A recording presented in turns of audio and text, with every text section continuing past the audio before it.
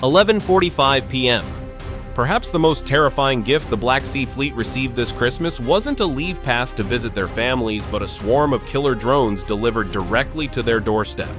In exactly 45 minutes, the last surviving ammunition depot of the Black Sea Fleet will vanish from the Earth. Let's look at the chessboard. After Ukraine turned Sevastopol into a graveyard for the Moskva and the Sergei Kotov, Putin ordered his admirals to hide their last remaining treasures in Feodosia. They packed the port with every surviving Kalibr cruise missile and Onyx anti-ship weapon they had left, guarded by a billion-dollar ring of Pantsir and Tor M2 batteries. They thought moving east would save them. They were wrong. Tonight, Ukraine isn't sending a diplomatic protest, they are sending a wolfpack. Rising from the freezing swells are the 2025 generation Sea Baby drones. They are running dark, running silent, and running at 50 miles per hour. The Russians are celebrating Christmas Eve. They don't realize they are about to star in the grand finale of the Black Sea War. At 6 p.m., the journey began in Odessa. The Wolfpack executed a masterclass in nautical stealth, zigzagging along the jagged Crimean coastline, utilizing the rough winter sea state as a cloak. The waves are running 6 to 9 feet high tonight, churning with whitecaps. To a sailor, this is miserable weather. To a Sea Baby drone, it is perfect acoustic camouflage. The roar of the wind and the crashing water completely drown out the hum of the hydrojet engines. The flight profile, or rather the swim profile, is terrifyingly low. This exploits a fundamental flaw in Russian air defense logic, the radar horizon. The Pantsir S1 is a terrifying weapon against high-flying jets, but against a target hugging the curvature of the Earth at sea level, it is functionally blind. Physics is the ultimate stealth technology. In the secret bunker, the atmosphere is suffocating. It is below freezing outside, but the operator is sweating through his shirt. Every time a rogue wave washes over the drone's Starlink antenna, the video feed cuts out. Black screen. Signal lost. For 3 agonizing seconds, he is flying blind. His heart hammers against his ribs. Then, the green link light flickers back on. During those blackouts, the drone isn't helpless. The onboard AI kicks in.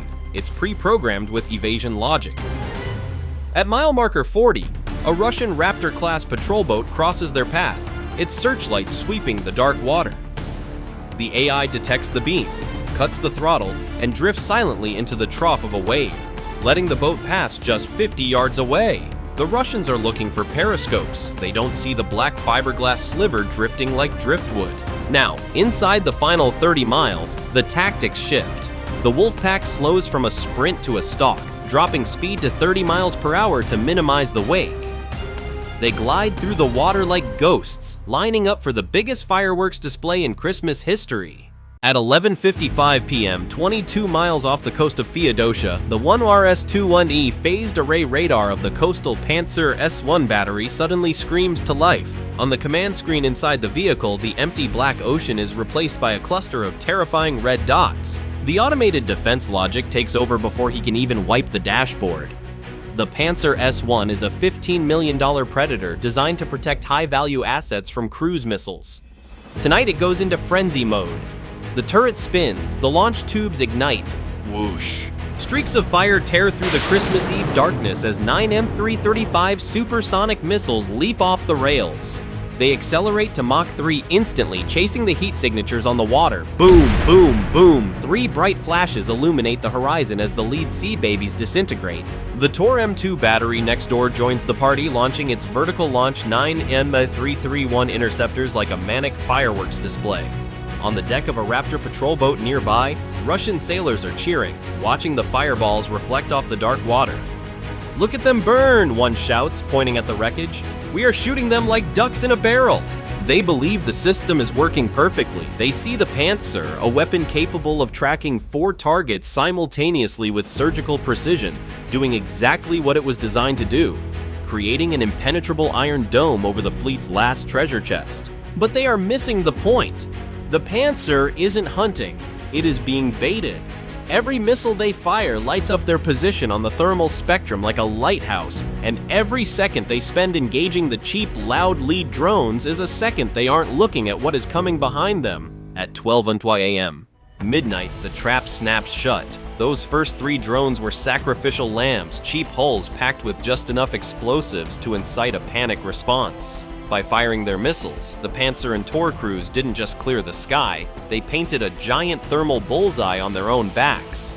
12 miles out, the second wave of sea babies, the heavy hitters, suddenly cuts their engines. They don't ram the ships.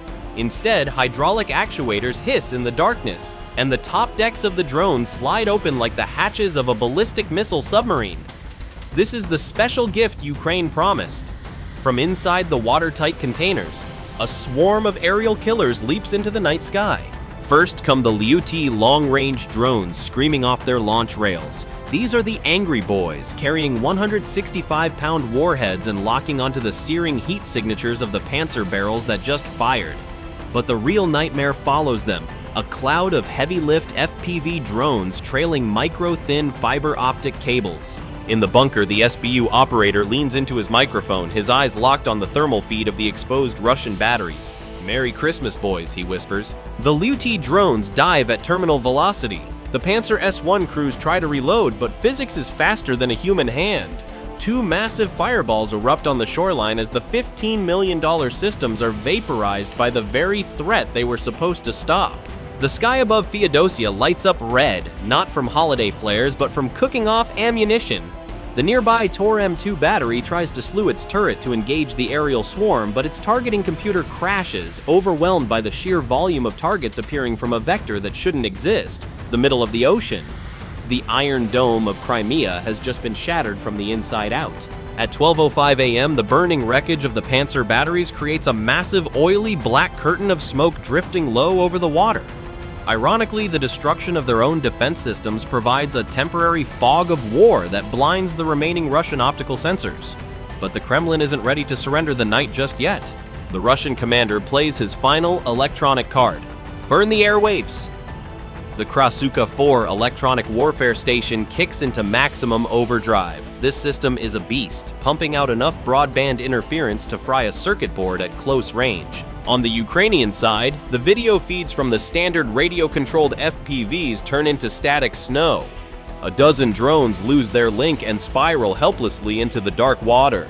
On the shore, the Russian troops erupt in a second wave of cheers. Jamming is active! They are dropping like flies! That is when the ace is revealed. The main strike group of sea babies doesn't stop. They switch to hardline mode. Thin spools of fiber-optic cable trailing from the mother drones maintain a physical, light-speed connection that no amount of radio jamming can touch. In the bunker, the operator smiles coldly. They think they can DDoS the ocean? We just switched to Ethernet. Simultaneously, a new shadow enters the chat. A sub-sea baby, a fully submersible drone, dives to 30 feet.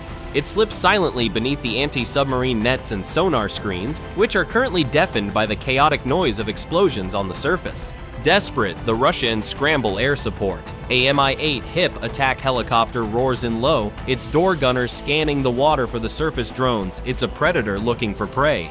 But the 2025 Sea Baby has evolved. The lead drone detects the rotor wash. A hatch opens on its deck. An AI-controlled turret housing a modified R-73 heat-seeking missile locks onto the helicopter's exhaust. The missile leaps from the water. The Russian pilot has zero reaction time. The Mi-8 explodes in midair, turning into a spinning comet of burning magnesium that crashes into the sea with a hiss of steam. On the shore, the scene descends into absolute bedlam. The festive Christmas lights are now illuminated by the fires of war. Russian soldiers, some absurdly wearing red Santa hats for the holiday party, are running in panic as the remaining aerial swarm splits in two. One half dives to saturate the final Tor M2 radar, the other hooks around the hills to strike the secondary fuel tanks. The command network is shattered. A Russian officer screams into his radio, "Where are they coming from? The sky is fighting back, the sea is fighting back!"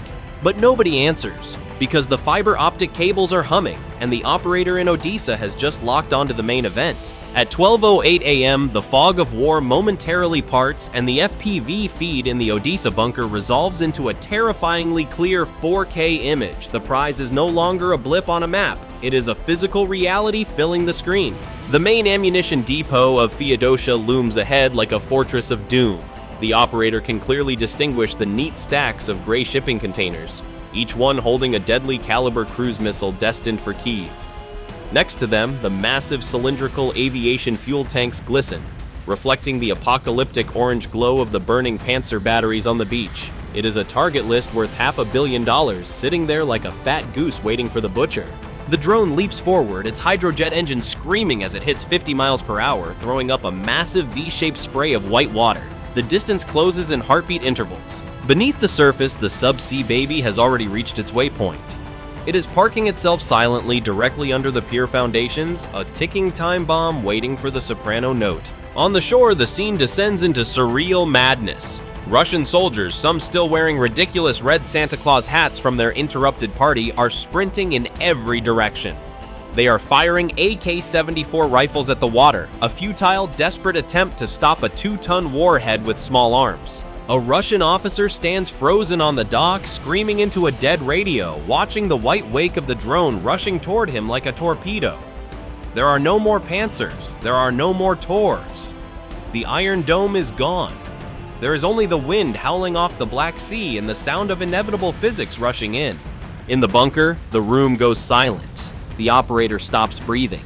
His pulse thuds in his ears. The dark outline of the pier fills the entire monitor. At 12:09 a.m., the timeline of the Russian invasion fractures. The subsea baby drone parking silently beneath the pier foundations detonates first.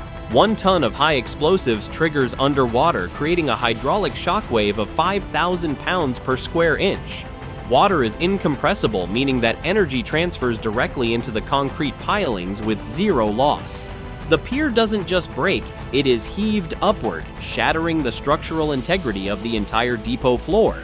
The shockwave rips through the stacked shipping containers housing the Kalibr and Onyx cruise missiles. Solid rocket fuel is volatile stuff. When one warhead cooks off, it triggers the sympathetic detonation of the neighbor. Thousands of missiles, the accumulated horde of the Black Sea Fleet, detonate in a rippling sequence that tears the fabric of the night. The total energy release is estimated at over 1 kiloton of TNT. Vladimir Putin received the most memorable Christmas gift of his career, a massive fireworks display sponsored entirely by Ukrainian engineering. The Bloody Christmas operation was a total success. So, tactical minds, here is your question for the day. If you were the Russian admiral in charge of Feodosia, how would you have stopped this? Let me know your thoughts in the comments below and I'll break down the best defense strategy in the next video.